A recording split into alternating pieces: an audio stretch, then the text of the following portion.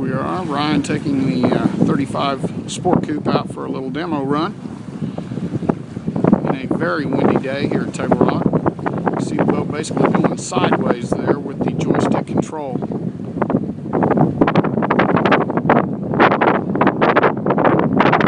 just go straight out the side of this entry and out.